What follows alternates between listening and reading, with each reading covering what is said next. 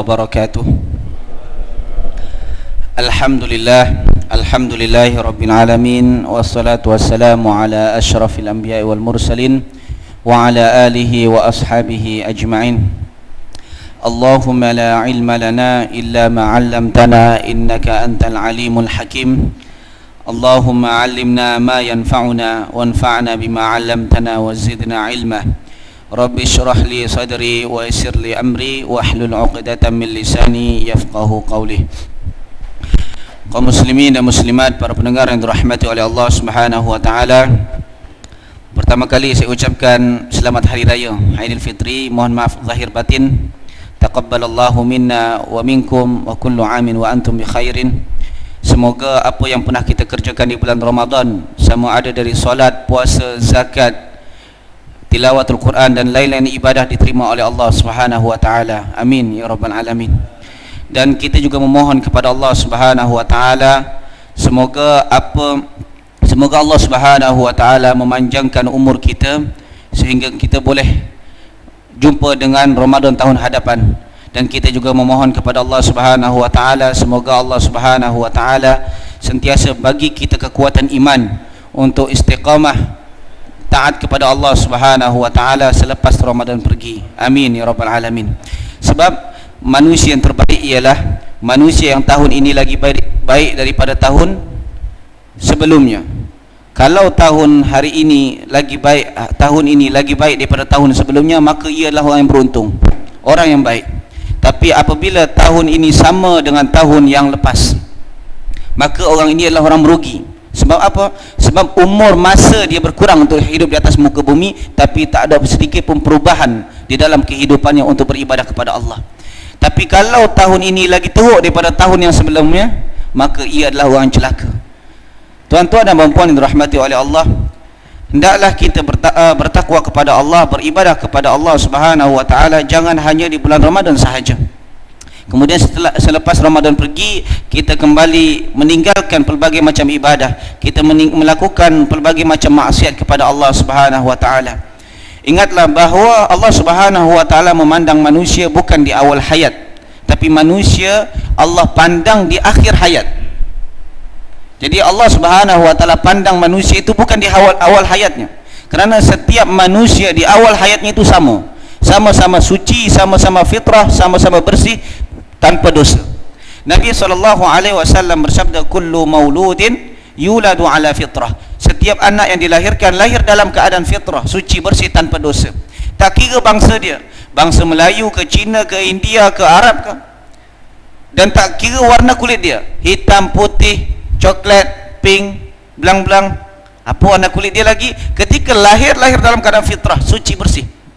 Tapi ketika di akhir hayat, maknanya ketika manusia nak mati tu, ada manusia mati dalam keadaan yang berbeza-beza. Ada yang mati di atas iman dan beramal saleh, dan ada yang mati di atas kekufuran dan tengah bermaksiat kepada Allah Subhanahu wa taala. Jika kita berhenti beribadah kepada Allah ketika Ramadan pergi, maka ditakutkan kita mati dalam keadaan su'ul khatimah. Kerana syahrul ibadah, bulan ibadah bukan hanya berada di bulan Ramadan sahaja. Kemudian selepas Ramadan pergi, kita kembali menjadi seperti semula. Apabila semula kita ialah orang yang tak pernah baca Al-Quran, ketika Ramadan kita rajin tadarus Al-Quran, kemudian selepas Ramadan pergi, kita tak pernah sentuh dan baca Al-Quran balik. Sebelum Ramadan kita tak pernah datang ke rumah Allah, tak pernah solat. Kemudian selepas Ramadan pergi, kita kembali tak solat. Maka orang seperti ini ditakutkan ia mati dalam keadaan su'ul khatimah. Bila beribadah, akhir daripada ibadah, Allah Subhanahu wa taala firmankan dalam surah Al-Hijr ayat 99, wa'bud rabbaka hatta ya'tiyakal yaqin. Sembahlah Rabbmu, sembahlah Allah hatta ya'tiyakal yaqin, sampai datang keyakinan kepadamu. Maknanya sampai mati. Dah mati barulah berhenti beribadah. Tuan-tuan dan puan-puan dirahmati oleh Allah, alhamdulillah kita sekarang dah berada di bulan Syawal. Jadi sebenarnya syahrul ibadah, bulan ibadah bukan berhenti sampai di akhir Ramadan saja, tapi boleh kita teruskan selepas Ramadan pergi, Syawal, Dzulqa'dah, Dzulhijjah, Muharram dan seterusnya sampai kita mati. Dan di bulan Ramadan ni, di bulan Syawal ni ada saya nak ingatkan sebelum kita masuk ke dalam inti kuliah kita, saya nak ingatkan kepada suatu ibadah yang boleh kita kerjakan di bulan Syawal. Untuk saya ingatkan untuk diri saya dan tuan-tuan untuk tidak meninggalkan puasa 6 hari di bulan Syawal. Puasa 6 hari di bulan Syawal. Ada dua jenis manusia memandang puasa 6 hari di bulan Syawal. Yang pertama, mereka memandang remeh tentang ibadah puasa di bulan Syawal, kerana ia ingatkan ni ibadah sunat. So kalau sunat ni dikerjakan dapat pahala, ditinggalkan tak berdosa. Memang betul, kalau dikerjakan puasa sunat tu dikerjakan dapat pahala, ditinggalkan tak berdosa. Tapi statement ni kurang. Orang yang meninggalkan sunat ialah orang yang apabila dia bekerja sunat tu ialah apabila dikerjakan dapat pahala, ditinggalkan memang tak berdosa, tapi rugi. Kerana apa? Kerana ibadah Syawal, ibadah 6 hari bulan Syawal, kita walaupun ia sunat, kita tahu sunatnya, tapi ia hanya boleh jumpai di bulan Syawal saja. Kita tak akan jumpa di bulan Zulqa'dah, Zulhijjah, Muharram, kita tak akan jumpa, hanya di bulan Syawal saja. Dan walaupun tahun hadapan mungkin kita akan ada Syawal, tapi tak ada jaminan buat kita boleh jumpa Syawal tahun hadapan. Jadi orang yang meninggalkan puasa 6 hari di bulan Syawal ialah orang yang merugi.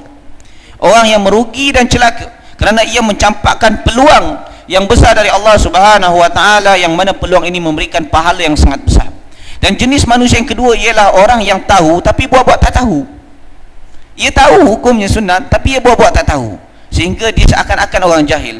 Ingat tuan-tuan dan puan-puan dirahmati oleh Allah, puasa 6 hari di bulan Syawal memiliki keutamaan yang sangat besar, yang mana Rasulullah sallallahu alaihi wasallam sebutkan dalam hadis sahihnya, man shama ramadhana thumma atba'ahu sittan min Syawal kana kasiyamid dahr.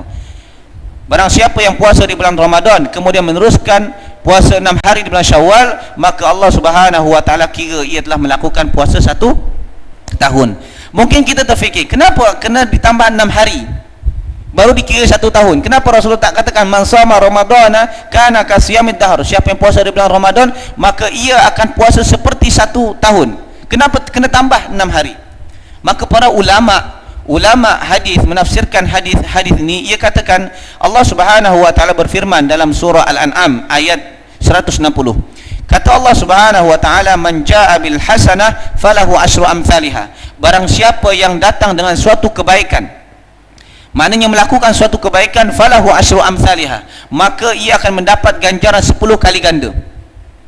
Wa man jaa bisayyi'ah fala yujza illa mithlaha. Barang siapa yang datang dengan suatu amalan buruk, melakukan amalan yang tak benarkan di dalam Islam, amalan jahat, maka ia tidak akan mendapat balasan kecuali hanya 1. Kalau kita lihat hadis ayat ini, seakan-akan Allah tak adil. Kenapa ketika kita buat amalan baik dapat 10 kali ganda, kenapa ketika melakukan amalan buruk kita dikira 1 saja? Sepatutnya 1 pun amalan buruk dikira 10 juga, ya kan? Tapi ini rahmat dan sayang Allah Subhanahu wa taala kepada kita. Kalau satu keburukan kita buat digandakan 10 kali, kita tak akan sanggup. 1 dibalas 1 pun kita tak sanggup. Contoh tuan-tuan, kalau tuan sepak orang 10 kali, tuan akan disepak 1 kali, tuan akan disepak 10 kali, boleh tahan? Kita sepak orang 10 kali, orang sepak kita 100 kali, mati kita tuan. 1 dibalas dengan 1 pun kita tak tahan, kita tak boleh lagi, apalagi 1 digandakan menjadi 10. Tapi kebaikan, salah satu rahmat dari Allah Subhanahu wa taala, 1 amalan soleh yang kita kerjakan akan digandakan menjadi 10 kali ganda. Jadi salah satu yang Allah Subhanahu wa taala firmankan, barang siapa yang melakukan suatu kebaikan maka ia digandakan 10 kali. Jadi salah satu contoh, di dahulu Nabi SAW menerima perintah solat 5 waktu berapa kali? Ketika Isra Mi'raj 50 waktu. Tapi lepas Nabi SAW minta rukhsah, kurang, akhirnya menjadi 5 waktu. Barang siapa yang melakukan 5 waktu maka dikira telah melakukan 50 waktu. Begitu juga barang siapa yang melakukan puasa Ramadan 1 bulan, maka dikira telah melakukan puasa selama 10 bulan. Dan barang siapa yang melakukan 6 hari puasa, maka ia akan dikira 60 hari. 60 hari ini bermakna 2 bulan, ya kan? 60 hari 2 bulan. 2 bulan campur 10 bulan jadi 1 tahun. Itulah kana kasiyamid dahr. Siapa yang berpuasa di bulan Ramadan campur dengan 6 hari, maka ia akan dikira puasa 1 tahun. Dan satu lagi yang perlu saya ingatkan, walaupun ia sunat, kita kena follow, kita kena ikut apa yang diajarkan oleh Nabi SAW. Apa yang diajarkan oleh Nabi SAW, iaitu jangan kita mengkhususkan puasa pada hari Jumaat sahaja. Ingat, jangan kita khususkan puasa sunat. Kalau puasa wajib, confirm kita takkan buat. Sebab puasa Ramadan, Isnin, Selasa, Rabu, Khamis, Jumaat, Sabtu, Ahad sampai habis. Tapi kalau puasa sunat, biasanya kita akan pilih hari. Dan apabila kita memilih hari pada puasa sunat, jangan kita khusus puasa pada hari Jumaat sahaja. Nabi SAW bersabda dalam hadis riwayat Imam Bukhari, la yasummanna ahadukum yaumal jumu'ah. Janganlah salah satu di antaramu puasa pada hari Jumaat sahaja, illa yauman qablahu atau yauman ba'dahu, kecuali ia puasa satu hari sebelumnya atau puasa satu hari selepasnya. Maknanya kalau kita puasa hari Jumaat, kita boleh kena puasa hari Khamis dulu. Hari Khamis, kemudian terus hari Jumaat boleh. Kemudian Jumaat berhenti boleh. Kalau kita puasa hari Jumaat, kita kena yakin esok Sabtu kena puasa. Jangan hari Jumaat sahaja, Khamis tak puasa, Sabtu tak puasa. Dan hukumnya makruh di dalam Islam. Ini saja yang perlu saya ingatkan kepada tuan-tuan. Kita akan masuk ke dalam kuliah kita pada malam hari ini. Semoga yang puasa 6 hari ini ada masa lebih kurang 20 hari lagi. Masa ada 20 hari lagi, kita masih sempat lagi. Tapi ingat, jangan lalai.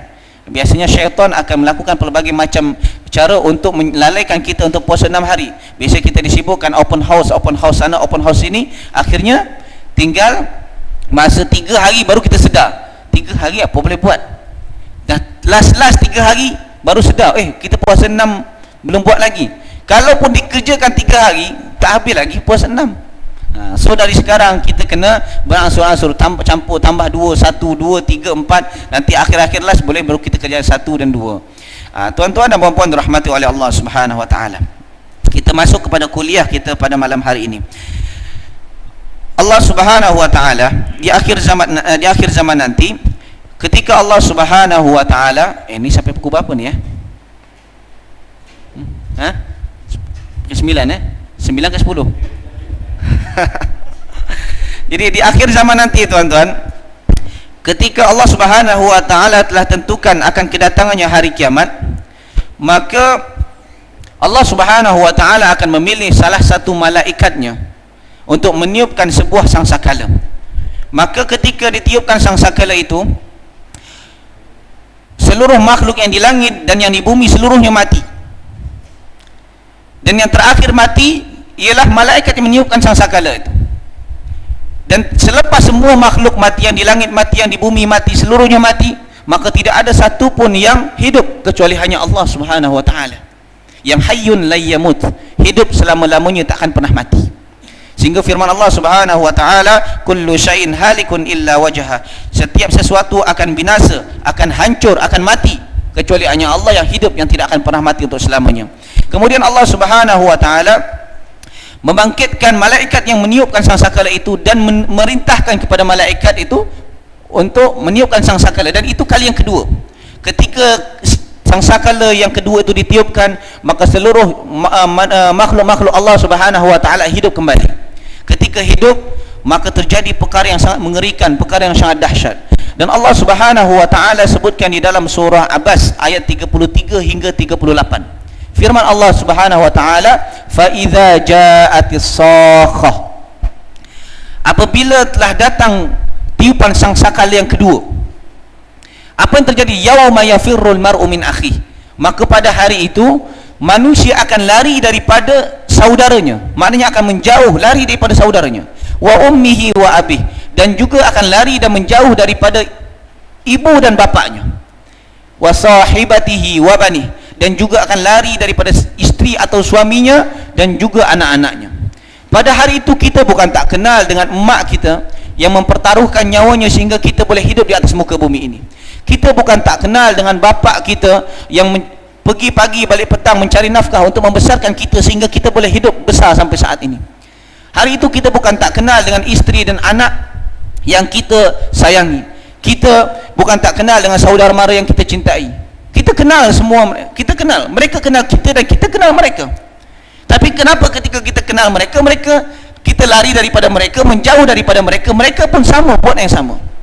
Kenapa? Likulli imri'in minhum yawma idzin sya'nu yughni.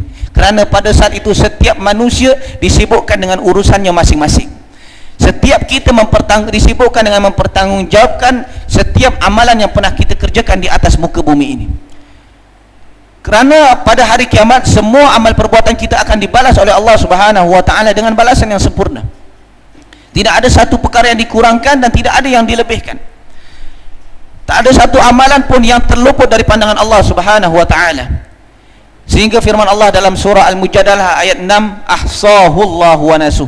Allah Subhanahu wa taala memperhitungkan setiap amal perbuatan manusia walaupun mereka pernah melupakan amalan tersebut. Jadi kita buat amal soleh, kita lupa, Allah Subhanahu wa taala tak lupa. Kita melakukan amalan buruk, kita lupa, Allah Subhanahu wa taala tak lupa.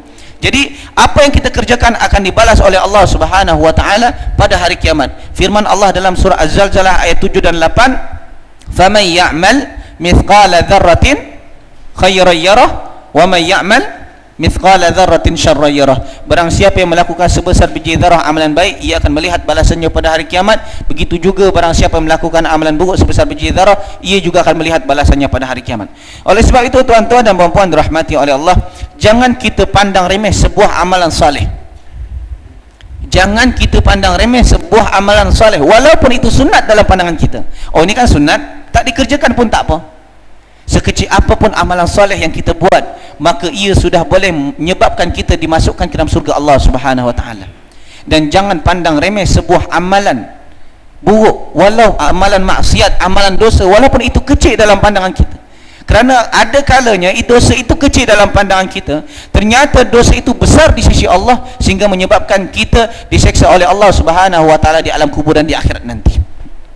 Tuan-tuan dan puan-puan dirahmati oleh Allah Subhanahu wa taala, ada suatu dosa yang kerap dipandang remeh oleh sebahagian kaum muslimin. Mereka ingatkan bahawa ini bukanlah sebuah dosa, tapi ini ialah perkara yang adi dalam bahasa Arab. Maknanya perkara yang semula jadi, yang biasa, atau perkara yang memang tak dosa. Tapi ternyata perkara ini sangat besar di sisi Allah, sehingga Allah katakan dalam surah An-Nur, wa tahsabunahu hayyinan wa huwa 'indallahi 'azim. Boleh jadi perkara itu remeh dalam pandanganmu, ternyata besar di sisi Allah. Apa dosa yang kerap dipandang remeh oleh sebagian kaum muslimin? Yang kerap dipandang remeh oleh sebagian kaum muslimin yang kita nak bincangkan pada malam hari ini ialah buang hajat di jalan. Buang hajat di jalan atau di tempat orang awam berteduh.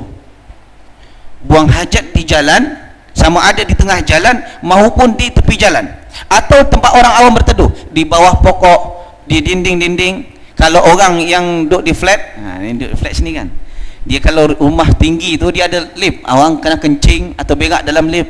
Kalau yang tak ada lift, dia kencing kat mana? Biasa tengok. Memang di tangga tu, biasa tangga turun naik kan, macam dia ada tempat sekecil, dia kencing sini. Mungkin perkara ini kalau dibuat oleh orang non muslim, kita boleh faham. Mungkin agama mereka atau agama mereka tak ajarkan adab. Tapi ingat, di dalam Islam, kalau yang buat ni orang muslim dan sebahagian muslim memandang bahawa perkara ini bukanlah sebuah dosa, ternyata ini ialah dosa besar dalam pandangan Allah. Ini termasuk dosa besar dalam pandangan Allah. Okey, kita dengarkan hadis Nabi SAW yang sahih yang diriwayatkan oleh Imam Muslim, hadis yang 269. Firman Allah Subhanahu wa taala, sabda Nabi sallallahu alaihi wasallam dari Abi Hurairah radhiyallahu an, kata Rasulullah sallallahu alaihi wasallam, ittaqul la'anain.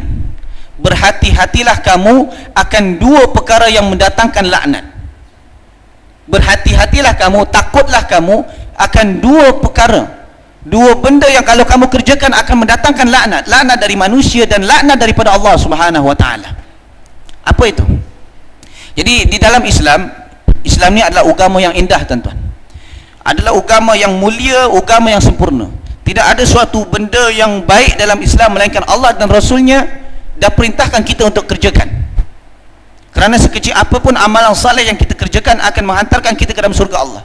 Dan tak ada satu pun amalan buruk dalam Islam melainkan Allah Subhanahu wa taala dan Rasulnya telah larang. Sebab sekecil apapun dosa yang dibuat oleh seorang muslim, maka ia sudah boleh menjadi alasan untuk diseksa oleh Allah di alam kubur dan di akhirat nanti. Jadi di dalam Islam, ya, di dalam Islam kita hanya kenal dengan dosa kecil dan dosa besar. Betul? Ada namanya al-kabair was-saghair. Dosa-dosa besar dan ada dosa-dosa kecil. Ya. Ada tak dosa menengah? Saiz menengah ada.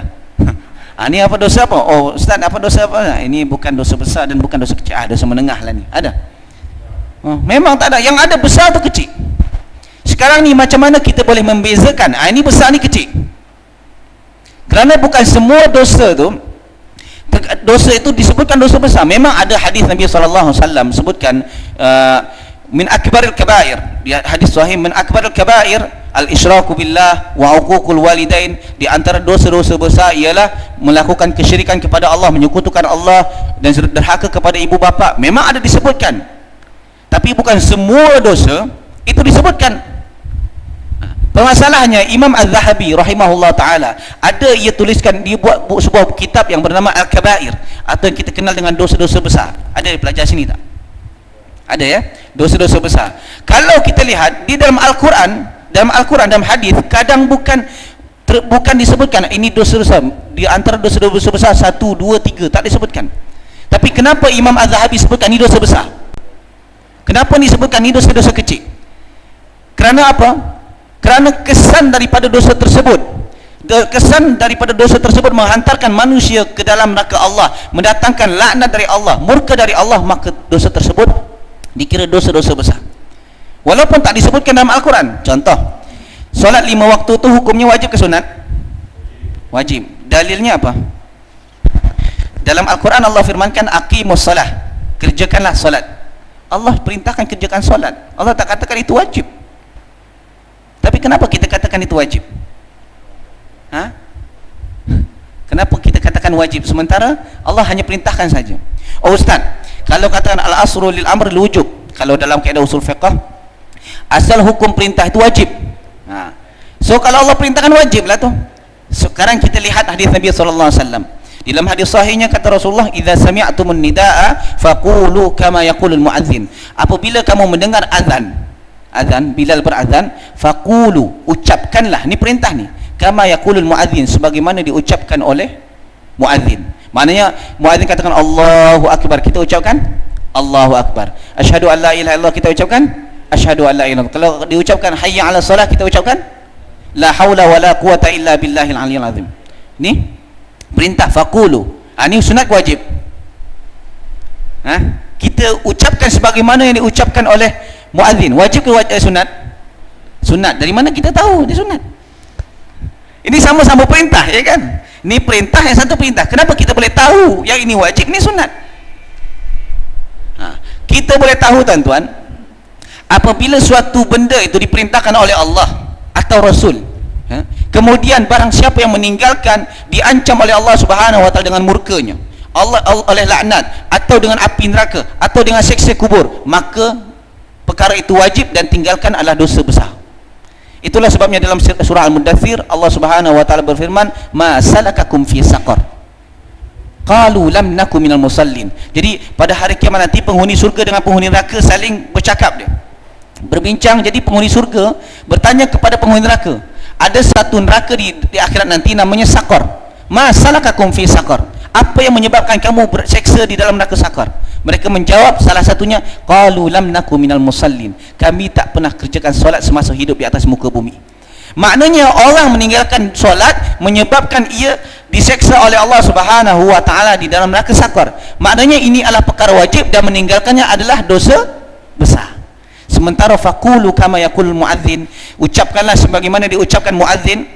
Tapi tak ada satu ayat atau hadis Nabi SAW, barang siapa yang tak mengucapkan apa yang diucapkan muadzin, ia masuk ke dalam neraka Allah Subhanahu wa taala. Maknanya ini ialah sunat.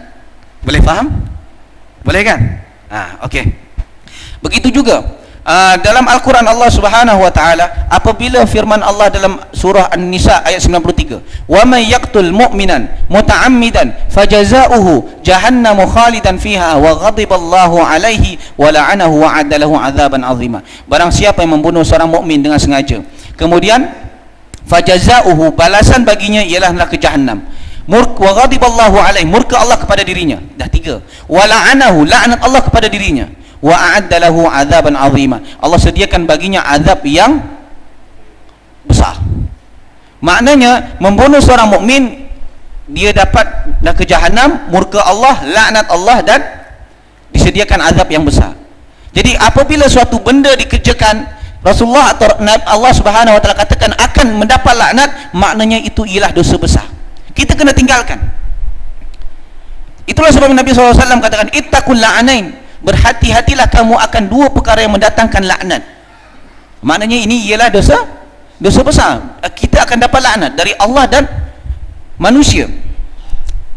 Wallahu akbar. Spesial ni. Wa man hari raya. Harap-harap tiap-tiap kuliah macam ni.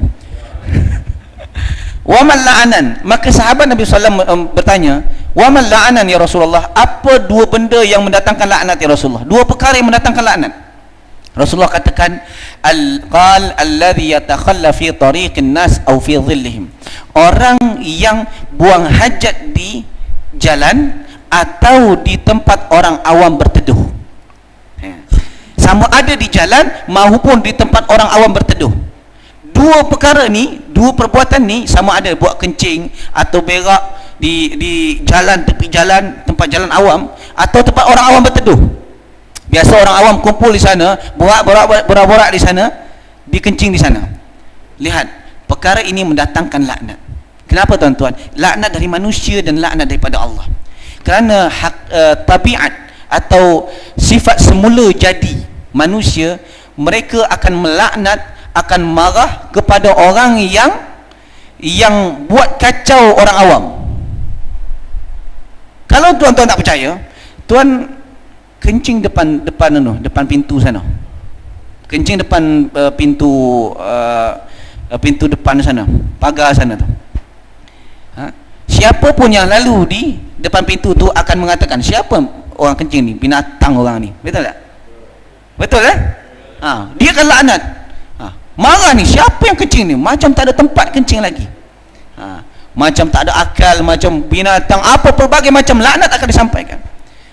Terkadang yang disakiti sebab apa? Ini bukan sama ada orang Islam maupun non Muslim. Orang non Muslim pun dibuat dia tak suka. Sifat semula jadi manusia, sama ada Muslim maupun non Muslim, ia tidak akan suka kepada orang yang buat kacau orang awam. Yang apabila ia berak atau kencing, hansing dia terbau, orang awam terbau, maka orang itu akan melaknatnya. Setiap orang lalu di tempat melintas tempat tersebut, ia akan marah dan melaknatnya. Betul? Terkadang yang disakiti bukan hanya orang non Muslim, tapi orang muslimin pun disakiti. Allah Subhanahu wa taala sayang kepada orang Islam, sehingga firman Allah Subhanahu, Allah sangat tak suka kalau ada orang yang menyakiti orang Islam. Yang menyakiti orang Islam, Allah marah. Sehingga firman Allah dalam surah Al-Ahzab ayat 58, walladzina yu'dzunal mu'minina wal mu'minati bighairi maktasabu, orang yang menyakiti orang mukmin dan mukminat. Kalau kita kencing ni di tempat orang awam berteduh atau di jalan-jalan, biasanya orang Islam tersakiti tak? Tersakiti kan? Dia marah. Dan Allah Subhanahu wa taala marah juga. Allah melaknatnya. Walladzina yu'dzunal mu'minina wal mu'minat, orang yang menyakiti orang mukmin dan mukminat bighairi maktasabu, sementara orang yang ia sakiti, orang yang melintas tersebut tak punya kesalahan, tak ada salah, kemudian kita sakiti. Di dalam Islam, kalau orang lain salah, kita boleh sakiti tak? Contoh tuan, kalau ada orang lain dia kacau ahli keluarga kita, contoh ia bunuh mak kita, takdir Allah Subhanahu wa taala kita jadi seorang hakim, kemudian pembunuh itu diletakkan di hadapan kita. Apa yang kita buat dengan pembunuh ni? Apa yang kita buat ni? Kita hakim sekarang ni, kita takdir Allah kita jadi hakim, kemudian mak kita dibunuh. Orang yang membunuh ni diletakkan di hadapan kita. Apa yang kita buat dengan pembunuh ni? Bunuh. Macam mana cara bunuh dia? Dalam Islam, di dalam Islam, apabila memang kita boleh bunuh dia, tapi Tapi dengan kalau hukum Islam, maka bunuhlah dengan cara yang tak menyakiti. Betul? Memang dalam Al-Quran Allah Subhanahu wa taala firmankan dalam surah Al-Baqarah, ya ayyuhalladzina amanu kutiba alaikumul qisas. Hai orang beriman, diwajibkan atas kamu qisas. Maknanya hukum, wa katabna alaihi fiha anna an-nafsa bin-nafsi wal 'aina bil-'aini wal anfa bil-anf wal udhuna bil-udhun dan seterusnya. Maknanya apabila jiwa dengan jiwa, telinga dengan telinga, mata dengan mata, kita boleh balas. Apabila ia bunuh mak kita, kita boleh bunuh. Ya? Kita boleh bunuh. Tapi kena bunuh dengan cara yang tak menyakiti. Macam mana tak cara yang bukan menyakiti? Di mana di dalam hukum Islam, orang apabila membunuh, dia kena hukum qisas, kena hukum had, atau yang kita sebut dengan hukum hudud. Maka orang ni kena dibuat dengan pancung. Kerana kata ahlinya, hukuman mati yang kadar sakitnya ialah ringan sangat adalah hukuman pancung. Kalau tuan-tuan dan puan-puan tak percaya, cubalah. Memang kadar sakitnya, walaupun tuan tembak mati tuan, betul? Tembak mati, kena panah mati, gantung mati, tapi hukuman mati yang kurang sakit, kadar sakitnya ialah hukuman pancung. Sehingga Islam perintahkan apabila orang ni kena hukum had, hukum hudud, kena hukum qisas, maka ia kena dipancung apabila ia membunuh. Jangankan manusia tuan, haiwan, binatang, apabila tuan sembelih ayam atau lembu atau kambing, maka kita kena gunakan pisau yang tajam. Boleh tak guna pisau yang tumpul? Kalau tuan gunakan pisau tumpul, bismillahirrahmanirrahim, mati, daging boleh makan? Senyap lah ni. Boleh tak daging makan? Ni lembu ni, contoh lembu, saya sembelih dengan pisau tumpul, saya sembelih, bismillah, baca bismillah, bismillahirrahmanirrahim, mati. Tapi lama mati dia, mati. Daging boleh makan? Boleh tak? Boleh tak? Boleh tak? Kalau ayam, jangan bagi tahu saya. Kalau ada lembu orang buat macam tu, bagi satu lembu buat saya. Jadi kalaupun diucapkan bismillahirrahmanirrahim, potong dengan pisau tumpul, mati, bismillahirrahmanirrahim, mati, dagingnya masih halal dimakan, tapi kita berdosa besar. Sebab apa? Menganiaya binatang. Binatang sendiri pun tak dibenarkan untuk dianiaya, apalagi manusia.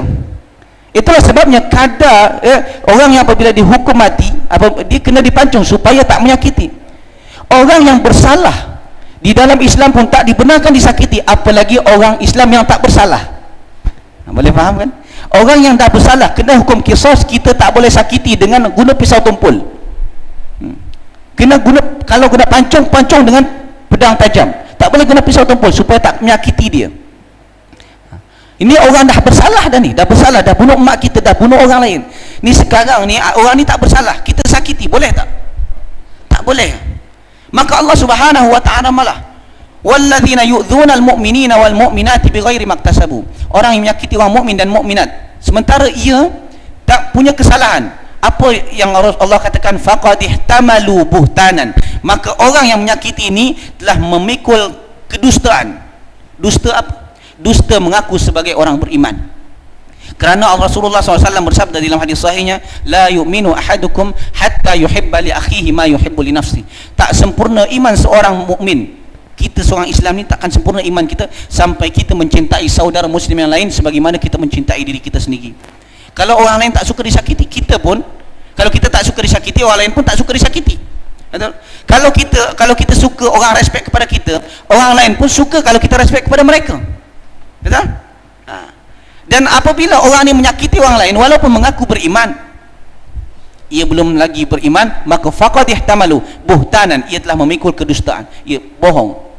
Imannya ia iman tipu, atau ia sakiti dengan lisan dia. Nabi SAW bersabda di dalam hadis sahihnya, di mana Imam An-Nawawi rahimahullahu taala sebutkan juga di dalam kitab Riyadhus Shalihin, kata Rasulullah SAW, al-muslim man salimal muslimuna min lisanihi wa yadihi. Seorang muslim ialah muslim yang menyelamatkan muslim yang lain daripada kejahatan lisan dan perbuatannya, sama ada dari lisan kita ataupun perbuatan kita.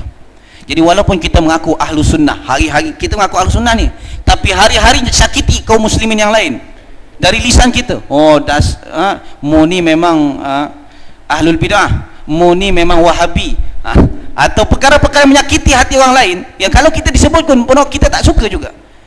Maka orang seperti ini pun faqad ihtamalu buhtanan, ia adalah memikul kedustaan, wa ithman mubina, dan dosa yang nyata. Tuan-tuan dan puan-puan yang dirahmati oleh Allah Subhanahu wa taala. Isyak pukul berapa ya? Dah masuk isyak? Dah masuk isyak. Okey. Jadi Islam boleh bagi masa 5 minit lagi kan? Yang boleh sini, yang senyap, berarti makna tak boleh lah.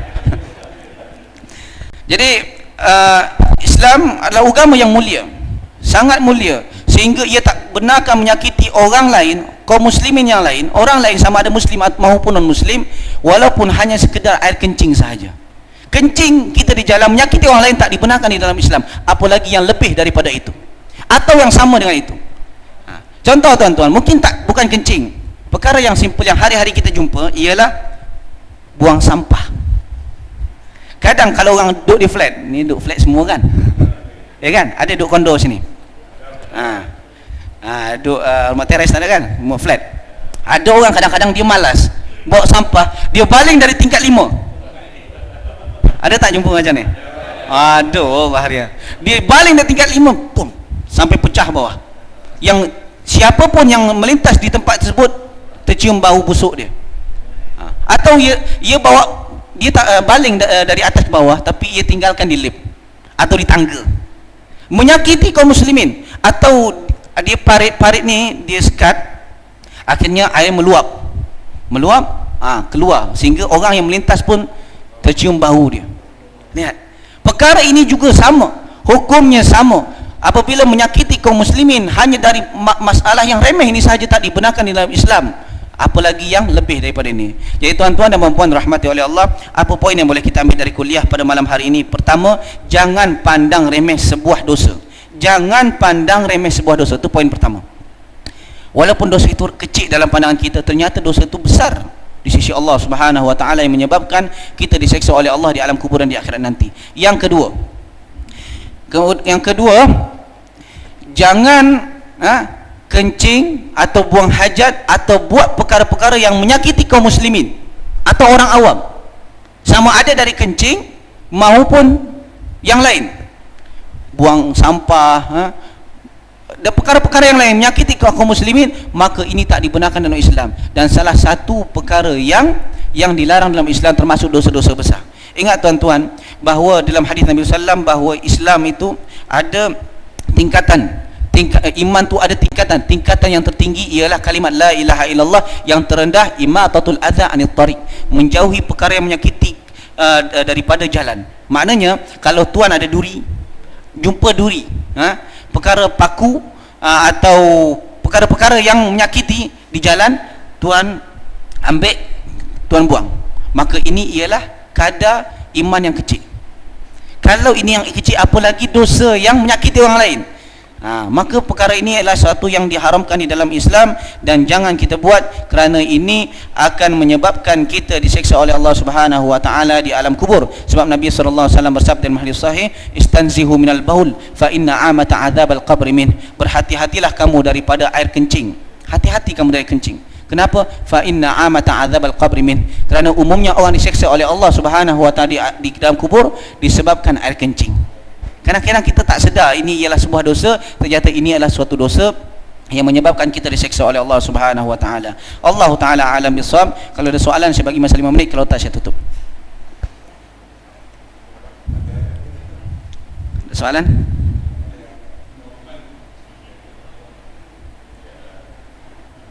Boleh faham ya? Tak ada soalan? Alhamdulillah. Kalau tak ada soalan, maknanya dah faham lah semua.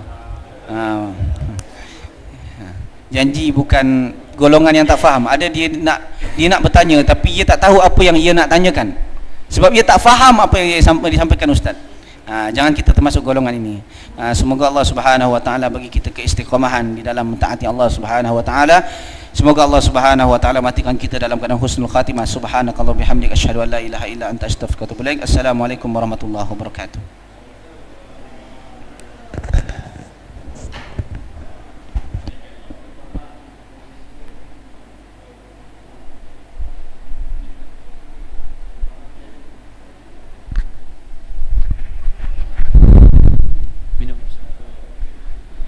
Alhamdulillah, demikian tadi ceramah yang telah disampaikan oleh bagi Ustaz.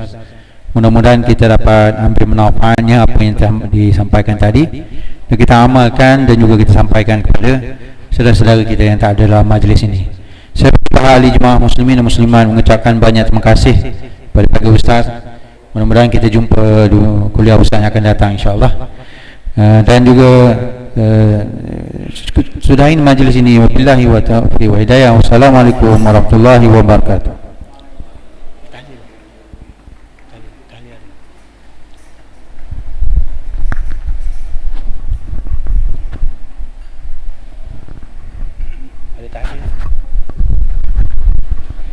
Allahu Akbar, Allahu Akbar. Asyhadu an la ilaha illallah. Asyhadu anna Muhammadar Rasulullah. Hayya 'alas salati, hayya 'alal falah. Qad qamatis salatu, qad qamatis salah. Allahu Akbar, Allahu Akbar. La ilaha illallah.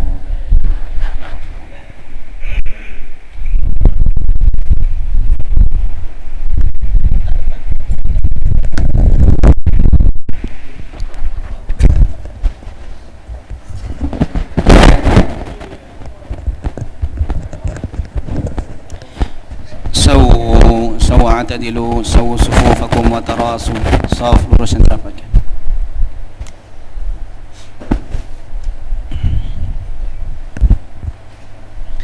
Allahu Akbar.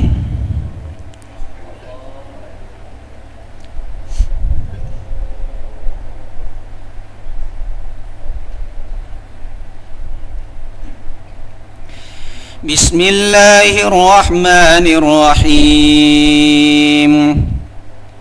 الحمد لله رب العالمين. الرحمن الرحيم. مالك يوم الدين.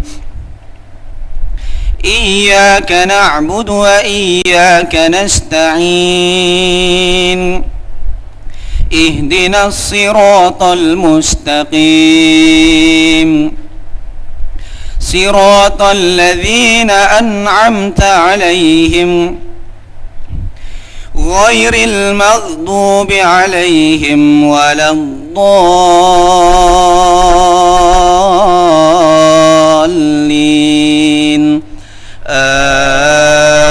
آمين.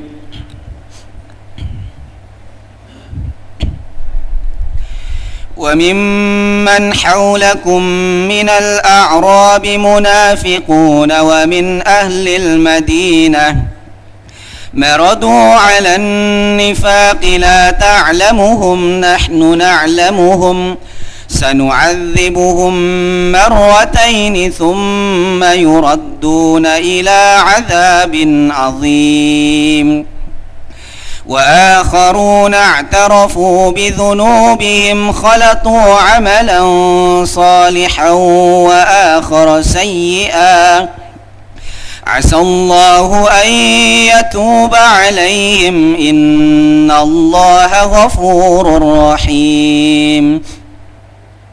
خذ من أموالهم صدقة تطهرهم وتزكيهم بها وصل عليهم إن صلاتك سكن لهم والله سميع عليم. ألم يعلموا أن الله هو يقبل التوبة عن عباده ويأخذ الصدقات وأن الله هو التواب الرحيم. وقل اعملوا فسيرى الله عملكم ورسوله والمؤمنون وستردون إلى عالم الغيب والشهادة فينبئكم بما كنتم تعملون. وآخرون مرجون لأمر الله إما يعذبهم وإما يتوب عليهم والله عليم حكيم. الله أكبر.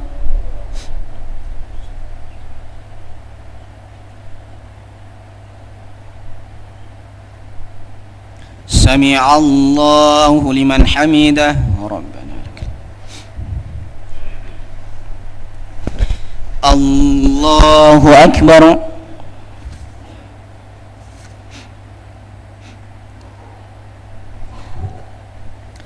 الله أكبر.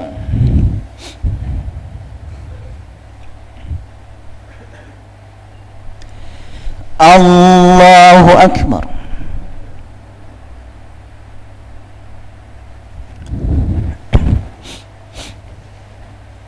الله أكبر.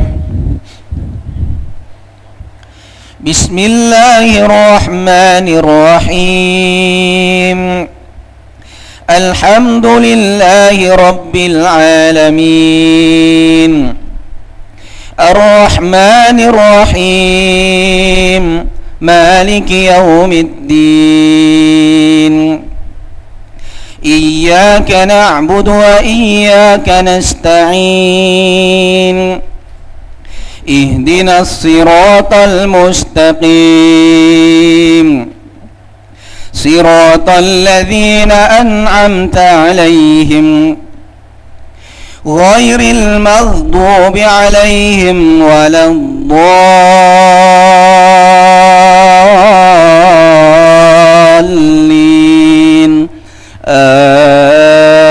آمين.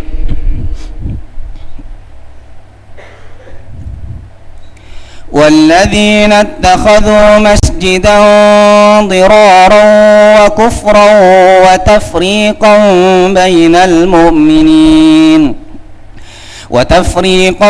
بين المؤمنين وإرصادا لمن حارب الله ورسوله من قبل وليحلفن إن أردنا إلا الحسنى والله يشهد إنهم لكاذبون. لا تقم فيه أبدا لمسجد أسس على التقوى من أول يوم أحق أن تقوم فيه رجال يحبون أن يتطهروا والله يحب المطهرين. أفمن أسس بنيانه على تقوى من الله ورضوان خير أمن أسس بنيانه على شفا جرف هار فانهار به في نار جهنم والله لا يهدي القوم الظالمين. لا يزال بنيانهم الذي بنوا ريبة في قلوبهم إلا أن تقطع قلوبهم والله عليم حكيم. الله أكبر.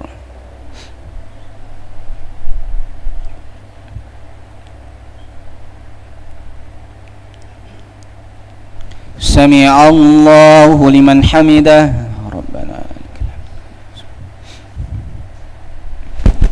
الحمد. الله أكبر.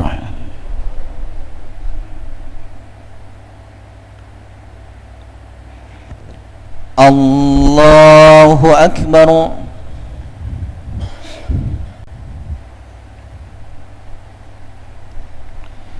الله أكبر.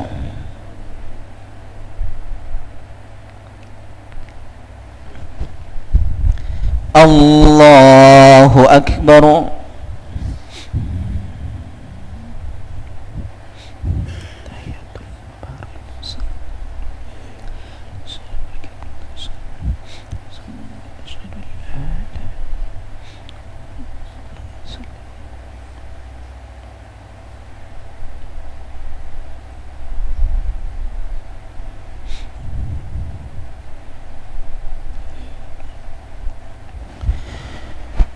Allahu Akbar.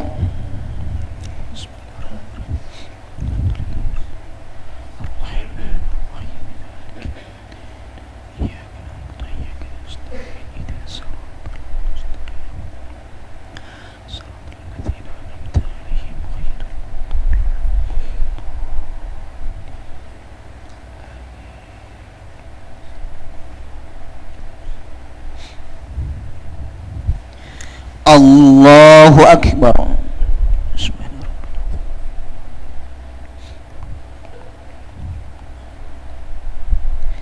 Sami'a Allahu liman hamidah.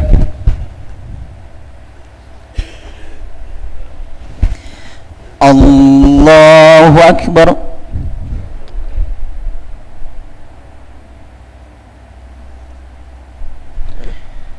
Allahu Akbar.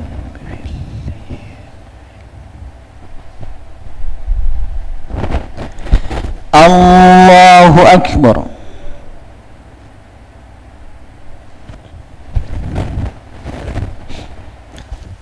Allahu Akbar.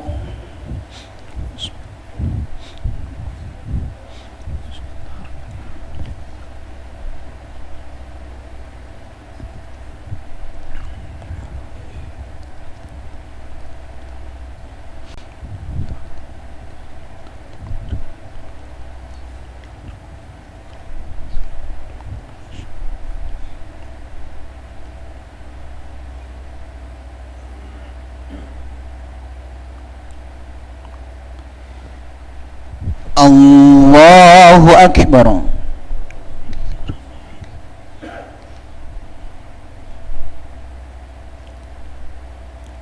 Sami'a Allahu liman hamidah.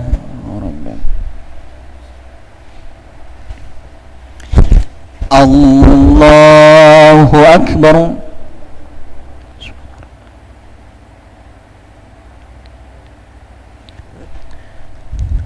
Allahu Akbar.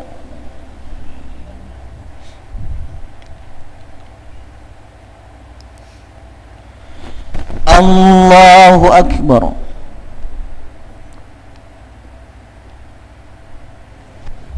Allahu Akbar.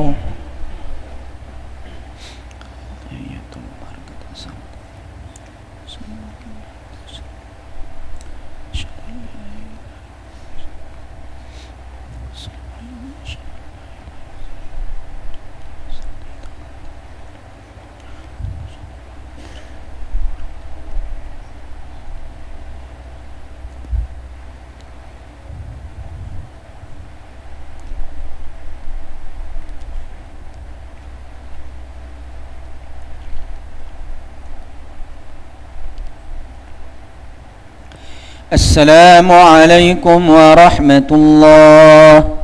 السلام عليكم ورحمة الله. استغفر الله العظيم. استغفر الله.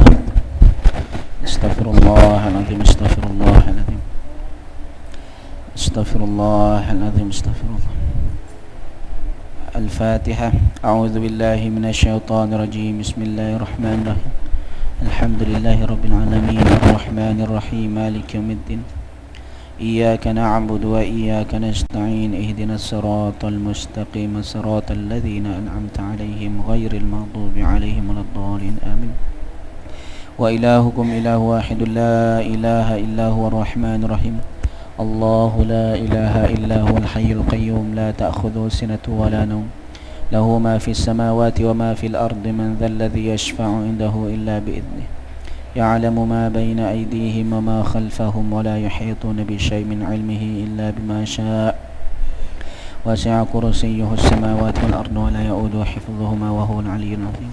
استغفر الله. أعوذ بالله من الشيطان الرجيم. بسم الله الرحمن الرحيم. الحمد لله رب العالمين والصلاة والسلام على أشرف الأنبياء والمرسلين وعلى آله وأصحابه أجمعين. اللهم اغفر للمسلمين والمسلمات والمؤمنين والمؤمنات الأحياء منهم والأموات إنك سميع قريب مجيب الدعوات ويا قاضي الحاجات اللهم اغفر لنا ذنوبنا في هذه ليلتنا أجمعين اللهم إنك عفو كريم تحب العفو فاعف عنا يا كريم اللهم اختم لنا بحسن الخاتمة ولا تختم علينا بسوء الخاتمة ربنا ظلمنا أنفسنا وإن لم تغفر لنا وترحمنا لنكونن من الخاسرين لا إله إلا أنت سبحانك إنا كنا من الظالمين ربنا آتنا في الدنيا حسنة وفي الآخرة حسنة وقنا عذاب النار وصلى الله على محمد والحمد لله رب العالمين.